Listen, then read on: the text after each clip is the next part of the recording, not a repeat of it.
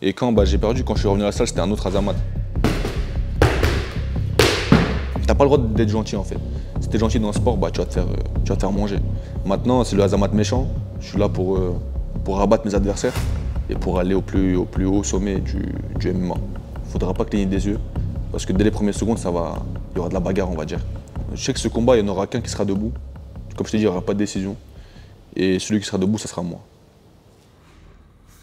Azamat, bienvenue sur la chaîne pour cette interview qui a 2 ans de retard maintenant.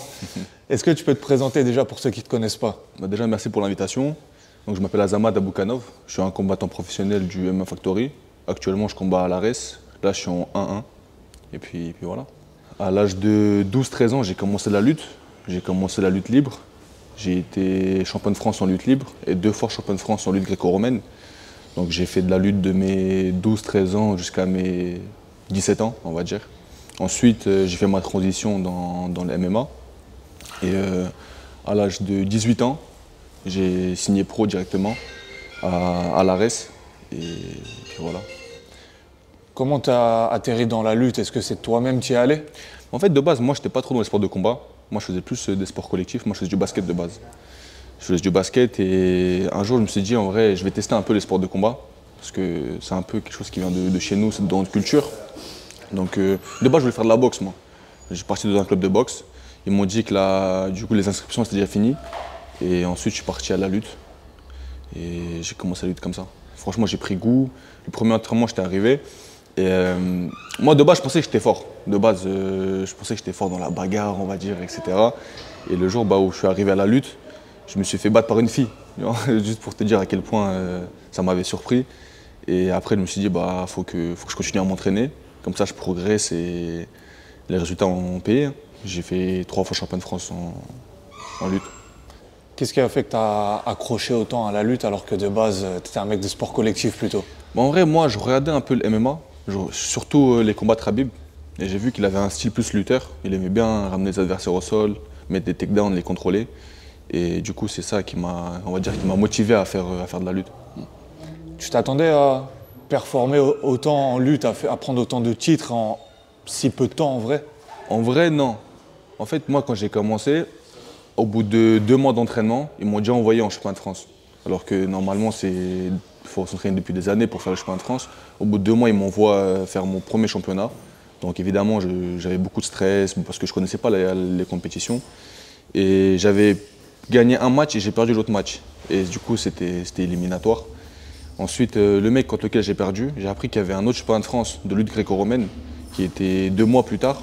Et du coup, j'ai pris le mec au premier tour qui m'avait battu. Je lui ai mis 10-0. Et c'est à ce moment-là que j'ai compris que je pouvais faire quelque chose de bien, on va dire, en lutte. Et qu'est-ce qui fait selon toi que en si peu de temps, tu arrivé à performer, tu es allé au championnat de France, alors que, comme tu l'as dit, le premier entraînement, forcément, c'était pas fameux, quoi. En fait, moi, je suis quelqu'un, j'apprends vite, que ce soit dans le sport ou même dans la vie de tous les jours. Quand j'aime quelque chose, je suis quelqu'un qui apprend très vite. Et du coup, j'ai réussi à progresser rapidement, à avoir des résultats rapidement. Moi, quand j'ai gagné mes titres de champion de France, de base, je devais aller au championnat d'Europe, au championnat du monde, parce que j'étais le numéro 1 en 92 kg. Et vu que j'avais pas la nationalité française, du coup, ils me bloquaient un peu, on va dire la fédération de lutte, ils me bloquaient. Et franchement, c'était ennuyant un peu les championnats de France, j'avais pas envie de recommencer les championnats. Moi, je voulais plus viser le haut niveau, mais comme ils m'ont bloqué un peu, on va dire, sur les papiers, je me suis dit, peut-être c'est le moment de me réorienter dans le MMA et commencer enfin mon sport que je voulais commencer depuis le début. Parce que moi, la lutte, je l'ai commencé justement pour le MMA. Ah, t'avais déjà ça en tête en commençant la lutte? Comme je t'ai dit, quand je regardais Khabib et tout, je voyais son style, c'est pour ça que j'ai commencé la lutte, pour avoir, on va dire, à peu près le style similaire. Juste une petite parenthèse, parce que ça arrive également à beaucoup d'autres combattants. Tu disais que la fédération de lutte, il y avait quelques problèmes avec les papiers, etc. Toi, ça fait combien de temps que tu es en France? Tu es né ici? Moi, ça fait 14 ans que je suis en France. Je suis arrivé à l'âge de 6 ans. Là, j'en ai 20. Et normalement, ils m'avaient dit qu'ils allaient m'aider justement pour les démarches et tout. Au final, ils ne m'avaient pas aidé. Et du coup, j'ai arrêté la lutte. Est-ce que ça, c'est décourageant? À quel point ça peut t'impacter, ça, dans une pratique sportive? En vrai, ouais, c'est décourageant parce qu'en fait, tu stagnes. Tu restes à la case départ. Moi, ce que je voulais, c'est vraiment m'envoler à l'international, on va dire. Et vu que ça me bloquait, c'était même pas mon niveau qui me bloquait en fait, c'est ça qui était dommage. C'était pas mon niveau qui me bloquait, c'était plus les papiers, on va dire. C'est ça. C'est ça qui était un peu dommage. Mais en vrai, chaque mal a un bien. Là aujourd'hui, je fais du MMA et j'ai un combat bientôt, donc en vrai, je me dis tant mieux.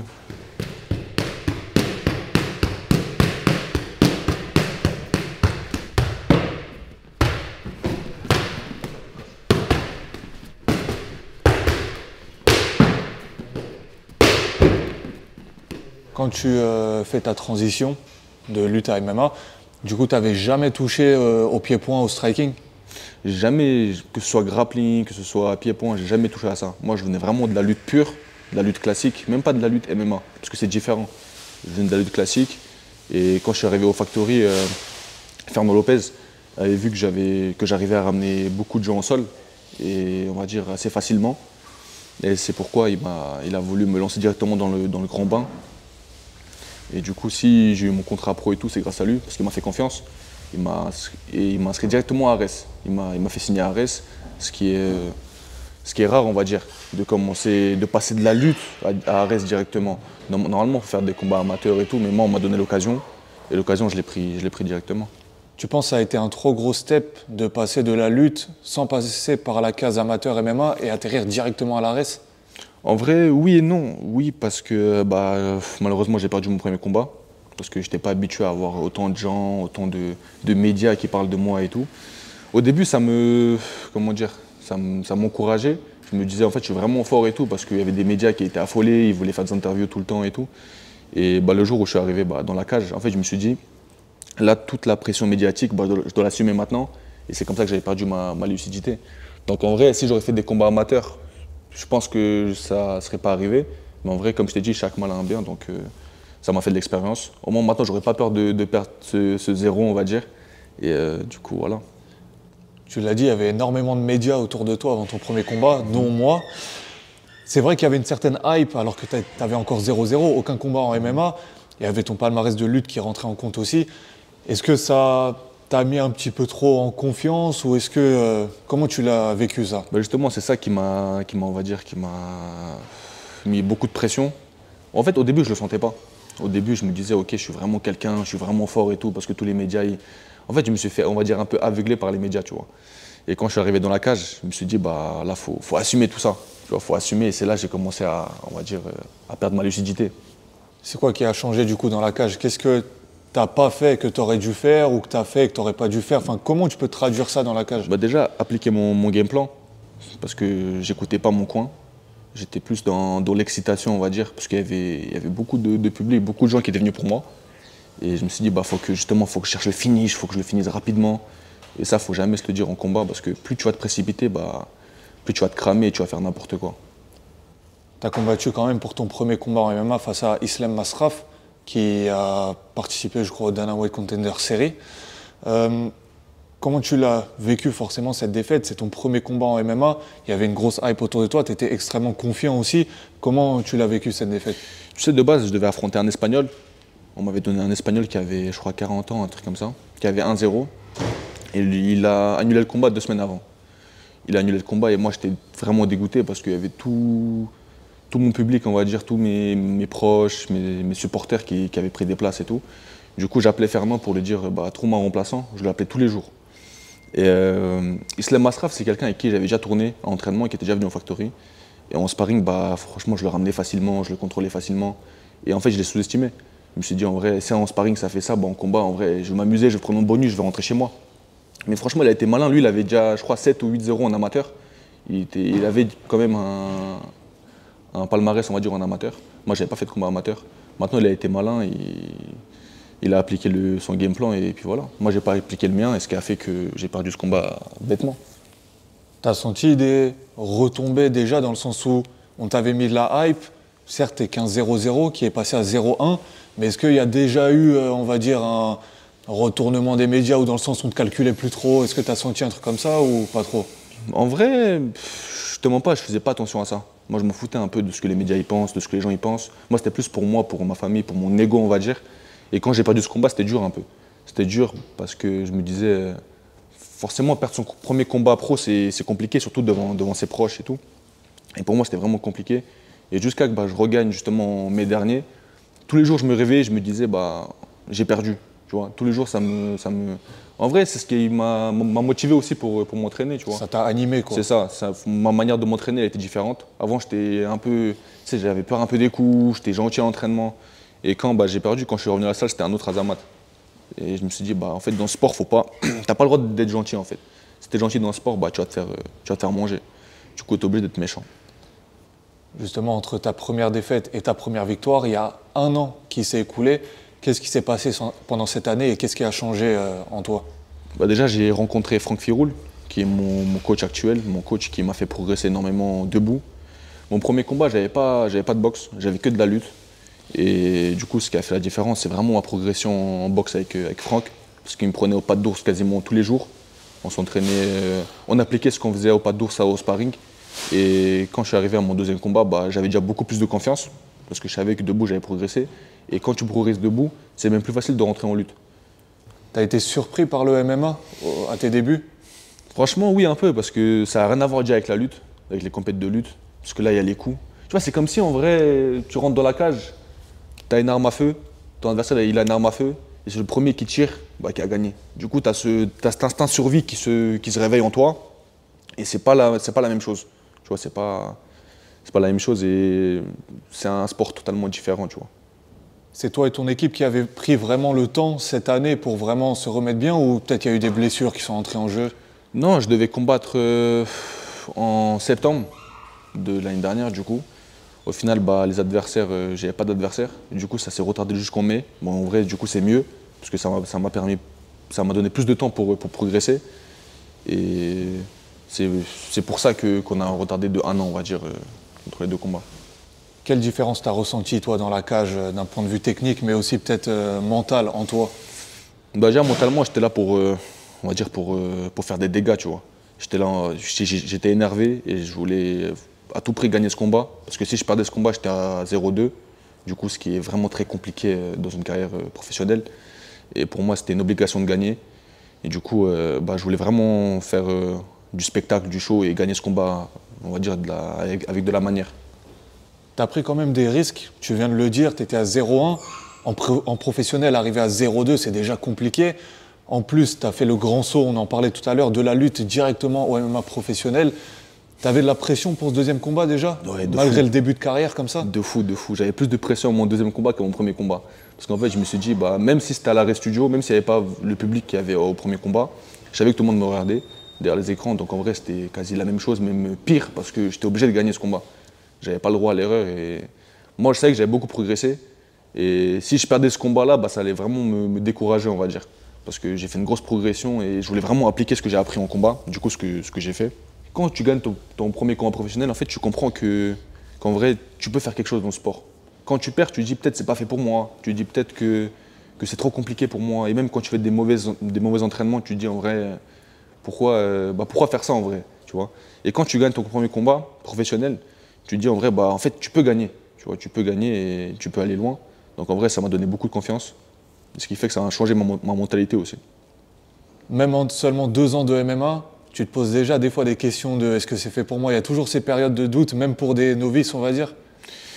En vrai, au début, oui, j'en avais, avec des entraînements compliqués, avec les sparring compliqués, avec mon premier combat perdu. Mais maintenant, depuis que j'ai gagné mon combat en mai, j'ai plus ces questions-là. Je sais que je suis fait pour ce sport-là, que je m'entraîne matin, midi, soir, et que je vais tout faire pour tout casser dans ce sport.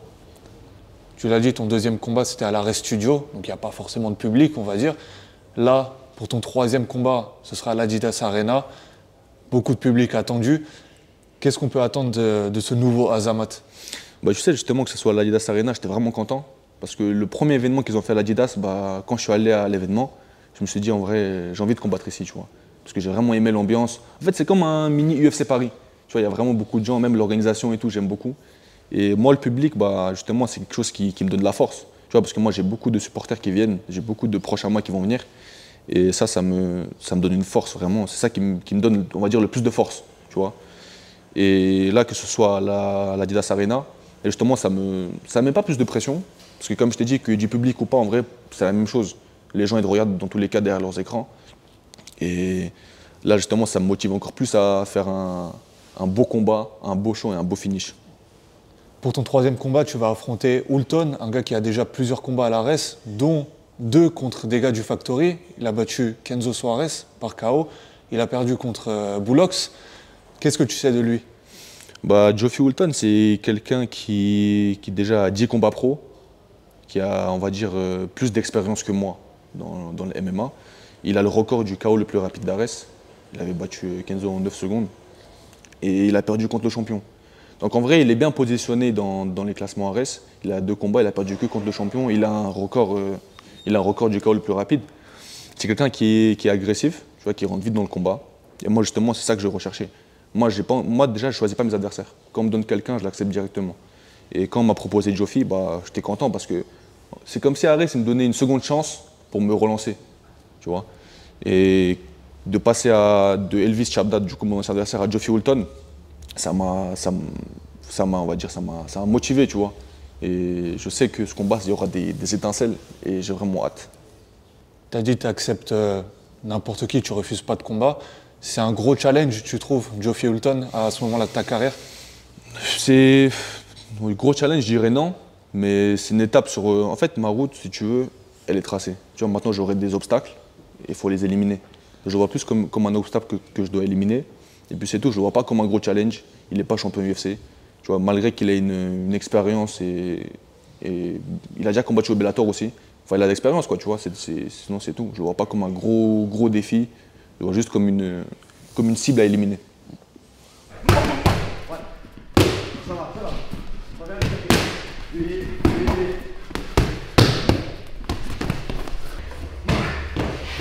Moi, je ne fais pas de combat ennuyant, tu vois. Déjà, je n'étais jamais à la décision.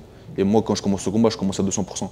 C'est-à-dire, moi, je suis là justement pour faire le show, pour faire du spectacle. Et le fait qu'il y ait beaucoup plus de gens maintenant qu'avant, qui suivent l'ARES, qui regardent l'ARES et qui viennent aux événements, justement, ça m'excite, tu vois. J'ai envie de rentrer dans la cage et faire du spectacle, en fait, de marquer les esprits, tout simplement.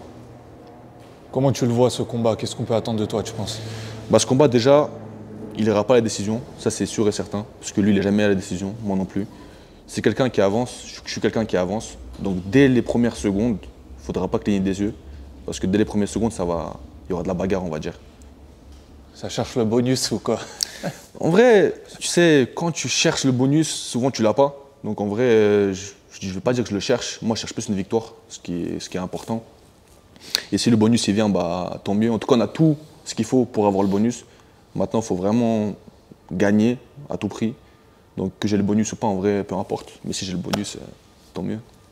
Maintenant que tu es à 1-1, est-ce que tu as la même pression qu'à ton deuxième combat où tu pouvais passer en 0-2, où tu te dis que finalement là, forcément tu cherches la victoire, mais qu'une défaite ne serait pas aussi impactante que si tu avais enchaîné 2 défaites? Tu sais, moi je suis un mauvais perdant, tu vois. Donc forcément, quand je perds, même si je suis en 10-1 et que je perds, ça va vraiment m'impacter. Moi, la défaite, je la digère mal, on va dire. Certes, ça me motive et tout, mais au fond de moi, je la digère mal. Donc oui, forcément, si ça a amené à une défaite, on va dire, ça va m'impacter négativement. Mais oui, beaucoup moins que si j'étais en 0-2, tu vois. Mais de toute façon, nous, on ne pense pas la défaite. Nous, on pense vraiment la victoire. Moi, la défaite, je sais qu'elle est possible. Nous, tu vois, on va tout faire pour gagner ce combat. Maintenant, le résultat, c'est entre les mains de Dieu. Nous, en tout cas, on va tout faire pour gagner. Il n'y a pas de pression sur ce combat, tu y vas, tu sais de quoi tu es capable, ce que tu dois faire? La pression, je l'avais au début, quand ils me l'ont donné, mais avec la préparation qu'on a fait, avec mes coachs, mes sparring partenaires, franchement, la pression, elle est quasiment partie. Après, on n'est pas encore à la Fight Week, tu vois. Donc, il faut arriver à la Fight Week, il faut voir à la Fight Week ce que ça va donner niveau pression. Mais franchement, là, pour le moment, j'ai pas de pression. Mais on verra à la Fight Week. On verra les minutes avant le combat. Mais en vrai, la pression, je pense qu'elle va arriver un peu quand même, tu vois. Parce que tous les combattants, ils ont de la pression. Quand tu rentres pour combattre, tu peux pas. Si tu n'as pas de pression, c'est que tu es fou, on va dire, tu as un problème psychologique. La pression, parce qu'il y a les proches qui te regardent, il y a ta carrière qui est en jeu. Tu vois, là, c'est pas de l'amateur, c'est du pro. Donc voilà. Là, tu vois ton état d'esprit maintenant, ta préparation, tout l'aspect du combattant que tu es aujourd'hui. Si tu devais comparer au Azamat d'il y a 2 ans avant son premier combat, c'est 2 personnes totalement différentes ou qu'est-ce qui a changé? Ouais, c'est 2 personnes totalement différentes. Le Azamat d'il y a 2 ans, c'était un Azamat gentil, naïf, qui venait de découvrir le MMA, on va dire, les étincelles, le public, tu vois, la fame. Maintenant, c'est le Azamat méchant. Je suis là pour abattre mes adversaires. et pour aller au plus haut sommet du MMA. Je sais que ce combat, il n'y en aura qu'un qui sera debout. Comme je t'ai dit, il n'y aura pas de décision. Et celui qui sera debout, ça sera moi.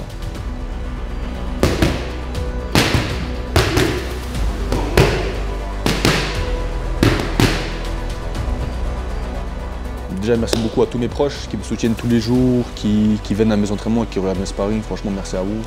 Si je suis là aujourd'hui et que je m'entraîne tous les jours, c'est en partie grâce à vous, parce que vous me donnez de la force.